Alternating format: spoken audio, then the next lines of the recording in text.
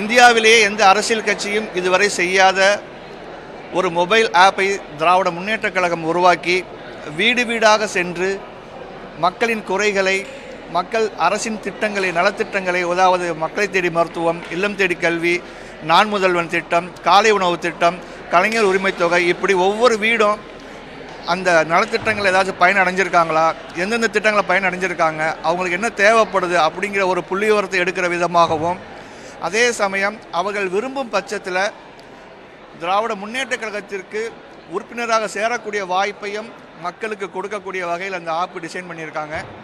அந்த ஆப்பில் ஒட்டுமொத்த வாக்காளர் பட்டியலும் வெரிஃபை பண்ணுற மாதிரியும் இருக்கும்.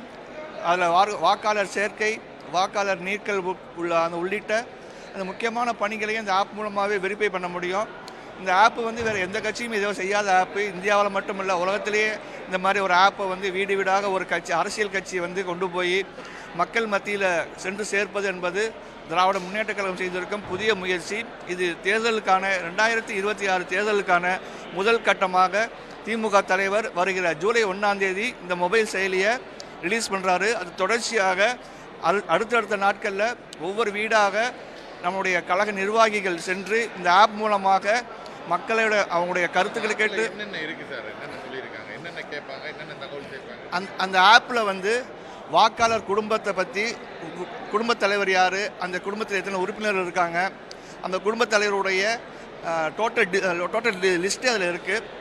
யார் தலைவரை நம்மளே போட்டுக்கலாம், யார் தலைவராக ஆகிறாங்கன்னு சொல்லி அவங்கள்ட்ட விருப்பத்தின் பெயரில், அந்த குடும்பத்தில் இருக்கக்கூடிய விருப்பத்தின் பெயரில் குடும்பத் தலைவரை தேர்ந்தெடுக்கிறதுலேருந்து ஒரு தெருவில் எத்தனை பேர் இருக்காங்க, ஒரு பாகத்தில், அதாவது ஒரு பூத்தில் எத்தனை பேர் இருக்காங்க, ஒரு பெயரில் எத்தனை பேர் இருக்காங்க அப்படிங்கிற தனித்தனியாக தேடக்கூடிய வாய்ப்பு அந்த செயலியில் இருக்குது. அதே போல் அந்த ஒரு டோட்டலாக ஒரு தொகுதிக்கு உண்டான எல்லா பூத்துடைய பட்டியலும் அந்த பர்டிகுலர் தொகுதி ஒருங்கிணைப்பாளர், திமுக ஐடிவிங் ஒருங்கிணைப்பாளர்கிட்ட மட்டும்தான் இருக்கும். அந்த அக்சஸ் அந்த தொகுதி பொறுப்பாளருக்கு கூட கிடையாது. அந்த அளவுக்கு ஒரு முக்கியத்துவம் வாய்ந்த ஒரு செயலியாக திமுக அதை உருவாக்கியிருக்காங்க. அந்த ஆப்புடைய access very very limited persons தான் கொடுக்க முடியும், எல்லாத்துக்குமே கொடுக்க மாட்டாங்க. அப்படி ஒரு முக்கியத்துவம் தான் வாய்ந்த ஆப் மூலமாக இந்த பணியை ஜூலை 1ஆம் தேதி தலைவர் துவக்கிய பிறகு திமுக நிர்வாகிகள் இல்லம் இல்லமாக சென்று இந்த பணிகளை தொடர்ச்சியாக மேற்கொள்ள இருக்கிறார்கள்.